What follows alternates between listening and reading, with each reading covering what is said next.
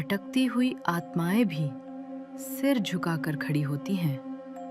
जहां श्रद्धा होती है वहां अहंकार टिक नहीं सकता, और जहां जय जगन्नाथ का उद्घोष गूंजता है वहां अंधकार भी अपनी सीमा नहीं लांघ सकता। लेकिन पुरी की रथ यात्रा से जुड़ी एक ऐसी रहस्यमयी कथा भी सुनाई जाती है जिस पर विश्वास करना आसान नहीं है। कहा जाता है कि हर वर्ष रथ यात्रा के दिन लाखों श्रद्धालुओं की भीड़ में एक सफेद धोती पहने वृद्ध दिखाई देता है। वह किसी से बात नहीं करता, किसी का रास्ता नहीं रोकता, किसी को नुकसान नहीं पहुंचाता।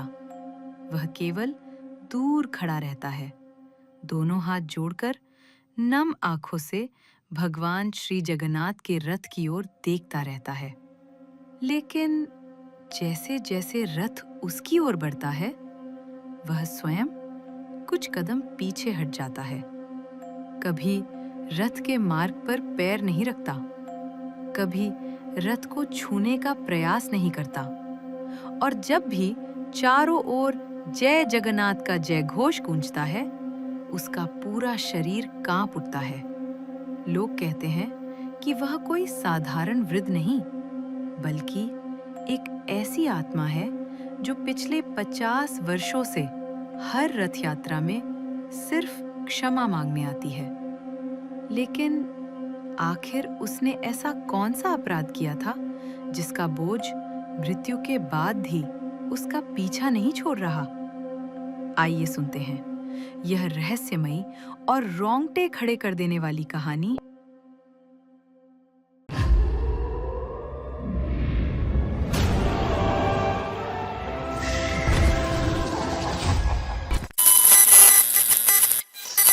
कुछ रथ यात्रा का दिन सुबह का समय था। सूरज की पहली किरणें अभी अभी पुरी की गलियों को छू रही थी, लेकिन शहर पहले ही जाग चुका था। हर सड़क, हर गली, हर चौक श्रद्धालुओं से भर चुका था। हवा में चंदन और फूलों की सुगंध तैर रही थी। शंखों की गूंज, घंटियों की मधुर ध्वनि, मृदंग की ताल और हजारों लोगों के मुख से निकलता एक ही स्वर, जय जगन्नाथ। पूरा वातावरण ऐसा प्रतीत हो रहा था मानो स्वयं भक्ति ने धरती पर अपना स्वरूप धारण कर लिया हो। देश के अलग-अलग राज्यों से, विदेशों से और दूर दराज के गांवों से लाखों श्रद्धालु सिर्फ एक झलक पाने के लिए घंटों से प्रतीक्षा कर रहे थे।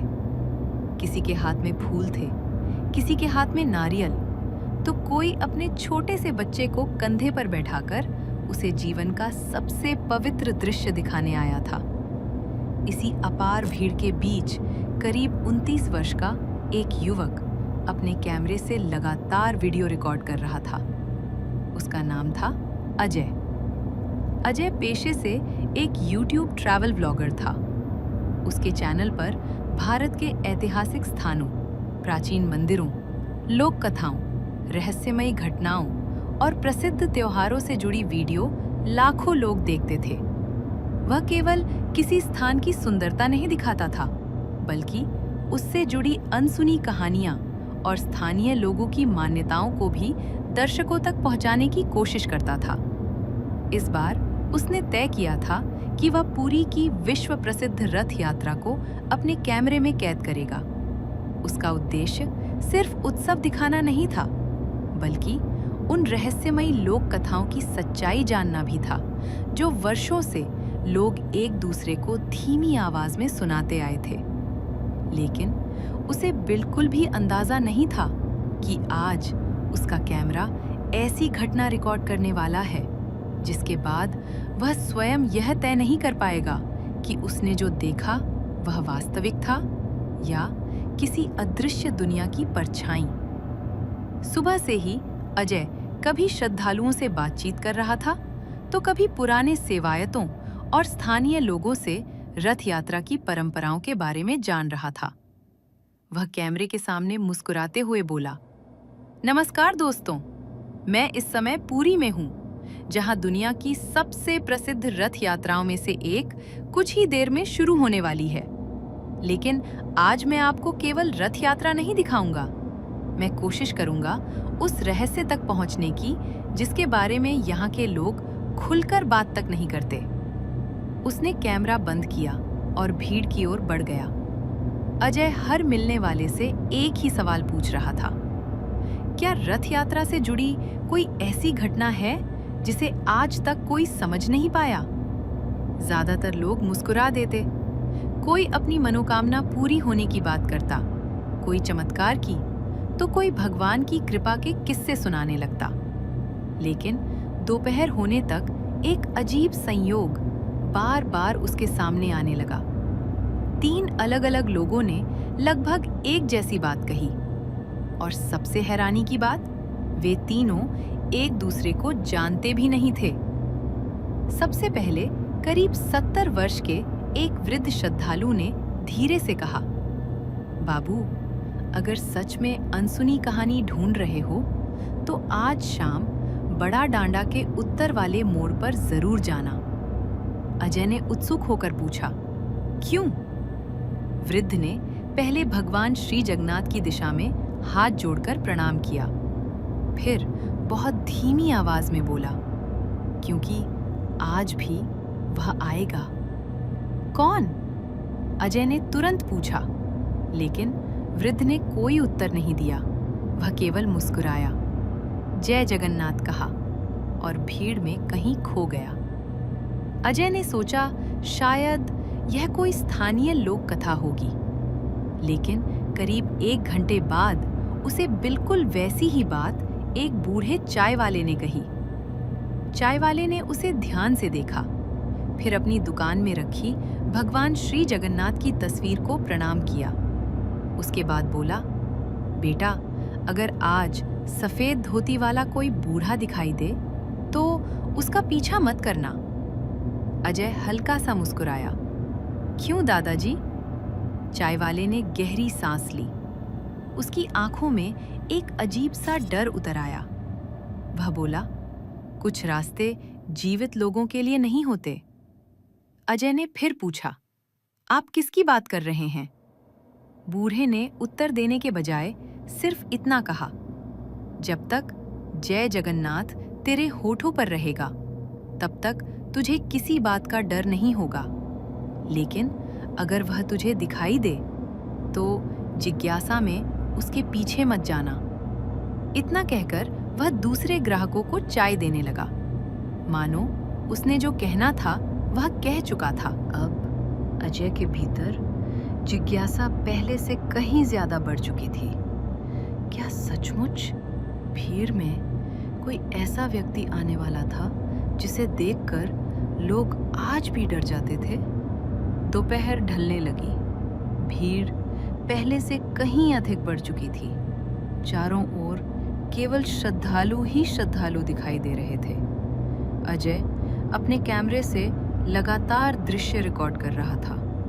तभी अचानक उसकी नजर भीड़ के उस पार एक वृद्ध व्यक्ति पर पड़ी। सफेद धोती, सादा कुर्ता, गले में तुलसी की माला, नंगे पैर, हाथ में पुरानी लकड़ी की जप माला। चेहरे पर गहरी झुर्रियां थीं, लेकिन उन आंखों में इतना गहरा दुख था मानो वर्षों से कोई पीड़ा उनमें कैद हो। वह किसी से बात नहीं कर रहा था, न ही भीड़ में आगे बढ़ने की कोशिश कर रहा था। वह सबसे पीछे खड़ा दूर से भगवान श्री जगन्नाथ के रथ की दिशा में दोनों हाथ जोड़कर निहार रहा था। अजय ने अपने कैमरे का जूम बढ़ाया। उसी समय एक तेज हवा का झोंका आया। भीड़ में खड़े लोगों के कपड़े लहराने लगे, लेकिन उस वृद्ध के वस्त्र बिल्कुल स्थिर थे, मानो हवा उसे छू ही नहीं रही थी। अजय कुछ क्षण उसे देखता रह गया। तभी अचानक चारों ओर एक साथ जय घोष गूंजा, जय जगन्नाथ। पूरा वातावरण भक्ति से भर उठा और उसी क्षण उस वृद्ध ने ऐसा किया जिसने अजय के मन में सैकड़ों प्रश्न खड़े कर दिए। वह तुरंत दोनों घुटनों के बल बैठ गया। उसने अपना सिर झुका लिया। उसकी आंखों से लगातार आंसू बह रहे थे। कांपती हुई आवाज में वह केवल इतना कह रहा था, प्रभु, मैं यहीं ठीक हूं। दूर से ही आपके दर्शन मेरे लिए सबसे बड़ा सौभाग्य है। उसने रथ की ओर एक कदम भी नहीं बढ़ाया, बल्कि धीरे धीरे और पीछे हट गया। इतना पीछे कि अब वह भीड़ से भी दूर हो चुका था। उसके चेहरे पर डर नहीं था, वहां केवल श्रद्धा थी, और ऐसी श्रद्धा जो अजय ने आज तक किसी इंसान की आंखों में नहीं देखी थी। अजय ने मन ही मन सोचा, अगर ये कोई अभिनय है तो कमाल का अभिनय है। उसी क्षण वृद्ध ने धीरे धीरे अपना सिर उठाया। उसकी नजर सीधे अजय की आंखों से मिली। एक पल के लिए समय जैसे थम गया, और फिर अजय को ऐसा महसूस हुआ मानो बिना होठ हिलाए कोई आवाज सीधे उसके कानों में फुसफुसाई हो, मेरा पीछा मत करना। अजय घबराकर पीछे हट गया। उसने तुरंत अपने आसपास खड़े लोगों की ओर देखा। सब सामान्य थे, किसी ने कुछ नहीं सुना था। उसका दिल तेजी से धड़कने लगा। उसने दोबारा सामने देखा। वह वृद्ध धीरे धीरे भीड़ से निकलकर एक पुरानी सुनसान गली की ओर बढ़ रहा था। अजय कुछ क्षण वहीं खड़ा रहा। उसके मन में दो आवाजें चल रही थीं। पहली, जो लोग कह रहे थे उनकी बात मानो। दूसरी, यही तो वह रहस्य है जिसके लिए तुम यहाँ आए हो। उसने अपने कैमरे को कसकर पकड़ा, एक गहरी सांस ली और उस रहस्यमयी वृद्ध की ओर धीरे धीरे कदम बढ़ा दिए, बिना ये जाने कि उस गली के बाद उसकी दुनिया हमेशा के लिए बदलने वाली थी। भाग 1 समाप्त। अगले भाग में अजय उस रहस्यमयी वृद्ध का पीछा करते हुए पुरी की सदियों पुरानी सुनसान गलियों में पहुंचता है। वहां उसे ऐसे निशान दिखाई देते हैं जो किसी जीवित व्यक्ति के नहीं हो सकते। लेकिन जैसे ही रात गहराती है, उसे पहली बार एहसास होता है कि इस रहस्य के पीछे कोई दुष्ट शक्ति नहीं, बल्कि एक अधूरा वचन और 50 वर्षों से चला आ रहा पश्चाताप छिपा है।